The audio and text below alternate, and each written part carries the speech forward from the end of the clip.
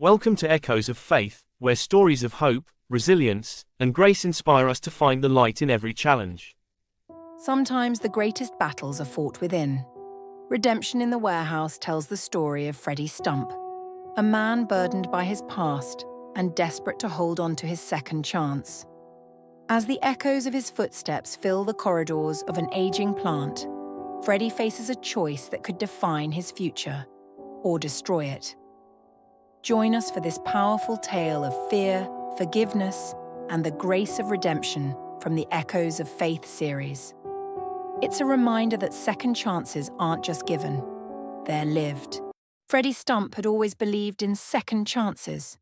As he patrolled the quiet corridors of the old warehouse plant, the echoes of his footsteps were a constant reminder of the life he was trying to rebuild. At 65, Freddie was grateful for the security guard job, the only one he could find after his release from prison.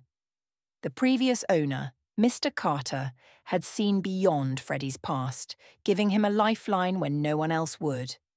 The news that the plant was being sold hit Freddie like a sledgehammer.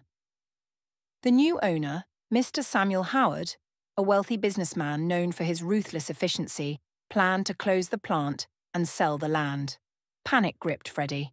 He couldn't afford to lose this job. It was more than just a paycheck. It was his redemption. Desperation led Freddie to a dark place. He started to plot ways to get rid of Mr. Howard, his mind spinning with plans that grew increasingly dangerous. He knew the building's layout intimately, every nook and cranny, and he began to form a plan to sabotage the sale. One night, as Freddie sat alone in the security office, his friend and fellow guard, Mike, walked in. Mike had been there for Freddie during his toughest times and knew the struggles he faced. "Freddie, what's going on?" "You look like you haven't slept in days," Mike said, concern etched on his face. Freddie hesitated, then poured out his fears and his desperate plan. Mike listened silently, his expression unreadable. When Freddie finished, Mike shook his head. "Freddie, this isn't the way. You can't fight evil with evil. Let me talk to Mr. Howard. Maybe there's another way." But Freddie was too deep in his fear and desperation to listen. Determined to carry out his plan, he ignored Mike's plea. Unbeknownst to Freddie, Mike took his concerns straight to Mr. Howard the next day. Mr. Howard was a man of deep faith, a devout Christian who believed in understanding and forgiveness. When Mike shared Freddie's story and his plan, Mr. Howard's heart softened. He saw beyond Freddie's actions to the man driven by fear and loyalty.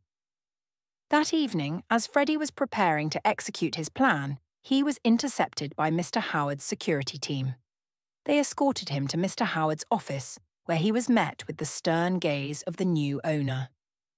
"Freddie," Mr. Howard began, his voice calm but firm, "I understand you're afraid. But what you plan to do is not the answer. Why didn't you come to me?" Freddie hung his head in shame. "I thought you'd just throw me out. I owe everything to Mr. Carter. He gave me a chance when no one else would. I can't lose this job, Mr. Howard. It's all I have." Mr. Howard leaned back in his chair, his expression softening. "Freddie, I believe in second chances too. I know what it's like to need forgiveness and understanding. I'm not going to press charges against you." Freddie's eyes widened in disbelief. "You're not?" "No," Mr. Howard said.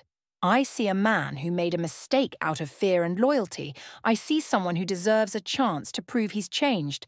I see myself in you, Freddie." Tears welled up in Freddie's eyes. "Thank you, Mr. Howard. I don't know how to repay you." "Continue doing your job and become the man Mr. Carter always believed you could be," Mr. Howard said. "The plant will close, but I'll secure a position for you in one of my other businesses. I believe in second chances too." As Freddie walked out of the office, he felt a weight lift off his shoulders. Mr. Howard's understanding and forgiveness had given him hope. For the first time in a long while, Freddie believed that his past didn't have to define his future. 2 months later, as Freddie stood outside the plant on its final day of operation, Mr. Howard approached him. "Freddie, I've arranged a new job for you. It's at a smaller facility I own, not far from here. I think you'll like it, Mr. Howard said, handing Freddie an envelope. Freddie opened it to find a letter of employment and a pay raise. He looked up at Mr. Howard, tears of gratitude in his eyes. Thank you, sir. I won't let you down. I trust you, Freddie.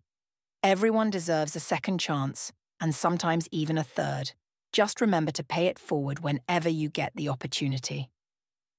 Freddie nodded, a sense of purpose filling him. He had been given a new beginning, and he was determined to make the most of it. The moral of Freddie Stump's story is clear. Understanding and forgiveness can transform lives. In a world often quick to judge and condemn, it is these acts of grace that offer the truest form of redemption. Thank you for joining us on this journey.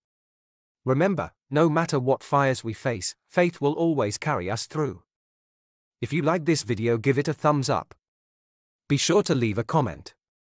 Subscribe for more stories that inspire and uplift.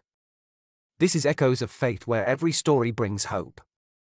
If today's story moved you, be sure to discover more heartfelt journeys in the Echoes of Faith series and uplift your spirit. Don't miss out on the next chapter. There's always more to uncover.